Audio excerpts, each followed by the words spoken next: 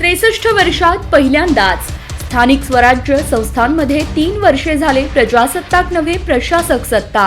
गावातील कामांसाठी सत्ताधारी आमदारांच्या शिफारस पत्राची अट. लोकशाहीचे बळकटीकरण आणि गावापासून शहरापर्यंतच्या सर्वच लोकांना निर्णय प्रक्रियेत समाविष्ट करून घेण्याच्या हेतूने 1 मे 1962 पासून पंचायत राज व्यवस्था अस्तित्वात आली. पण मागील 63 वर्षात पहिल्यांदाच पंचायत राज व्यवस्थेतील ग्रामपंचायती वगळता उर्वरित स्थानिक स्वराज्य संस्थांच्या सत्तेचा कारभार अधिकाऱ्यांच्याच हाती आहे. गत वर्षात साखळी ओढून चेन पुलिंग करत रेल्वे गाड्या थांबविण्याच्या घटनांमध्ये वाढ झाली आहे.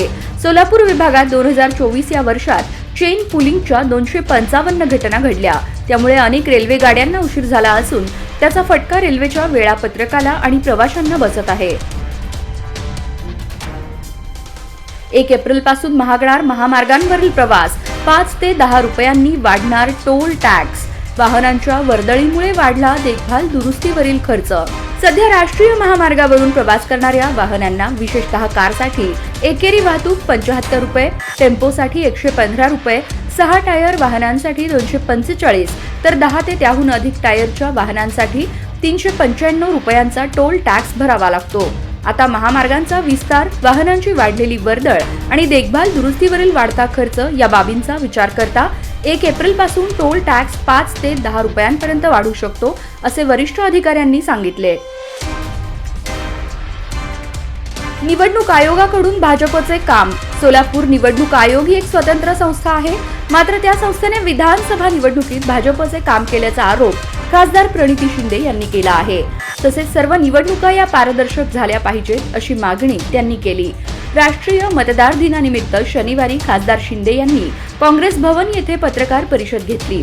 त्यावेळी त्यांनी निवडणूक आयोगावर कडाडून टीका केली. पोलीस ठाण्यात दाखल अर्जाच्या चौकशीवरून भविष्यात होणाऱ्या गुन्ह्यातून आरोपीचे नाव कमी करण्यासाठी व तक्रारदाराच्या नातेवाईकाला अटकपूर्व जामीन देण्यासाठी सहकार्य करण्यासाठी 10 लाख रुपये लाचेची मागणी केली.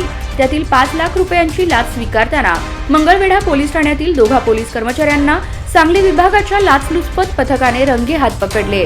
प्रजासत्ताक दिनाच्या पूर्वसंध्येला झालेल्या या कारवाईने पोलीस दलात खळबळ उडाली आहे.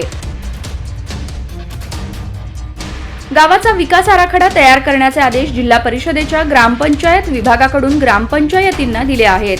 मात्र त्याकडे सरपंच, ग्रामसेवक दुर्लक्ष करत असल्याने सरपंच, ग्रामसेवकांना गावचा विकास नको का असा सवाल उपस्थित केला जात आहे. जिल्ह्यातील 1024 पैकी 795 ग्रामपंचायतींनी विकास आराखडाच केला नाही. लातूर येथील तरुणांचा ब्रेन डेड झाल्यानंतर यशोधरा हॉस्पिटल युनिट 2 ने केलेल्या ग्रीन कॉरिडॉरद्वारे त्याच्या अवयवदानातून 7 गरजू रुग्णांना जीवनदान मिळाले. लातूर येथील 38 वर्षीय तरुणाचा अपघात झाला. त्यानंतर त्यास वळसंकर हॉस्पिटलमध्ये दाखल करण्यात आले. त्यानंतर त्यास पुढील उपचारासाठी यशोधरा हॉस्पिटल युनिट 2 मध्ये हलवण्यात आले. तेथील वैद्यकीय अधिकाऱ्यांनी ब्रेन डेड झाल्याची घोषणा केली. महायुती सरकारच्या मंत्रिमंडळात 4 टर्म आमदार असलेल्या प्रताप सरनाईक यांची पहिल्यांदाच मंत्री म्हणून संधी मिळाली. त्यानंतर खाते वाटपात त्यांना परिवहन खाते देण्यात आले. त्यामुळे या खात्याला ऊर्जितावस्था प्राप्त करून देण्याचे मोठे आव्हान असतानाच त्यांच्याकडे धाराशिव जिल्ह्याच्या पालकमंत्री पदाची जबाबदारी सोपविण्यात आली आहे. त्यामुळे येत्या काळात त्यांच्यासमोर मोठे आव्हान असणार आहे.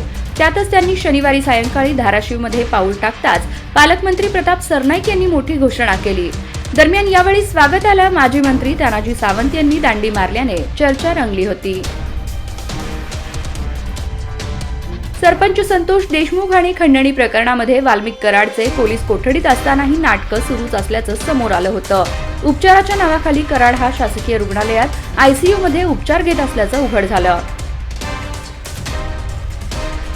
राष्ट्रवादी शरद पवार गटाचे अध्यक्ष शरद पवार हे सध्या पुण्यात असून त्यांची प्रकृती खालावली आहे. शरद पवार यांना बरं वाटत नसल्यामुळे त्यांनी आपले पुढचे 4 दिवसांचे दौरे रद्द केल्याची माहिती देखील समोर आली आहे. मात्र त्यांना नेमकं काय त्रास होतोय याबाबत अद्याप माहिती समोर आलेली नाही.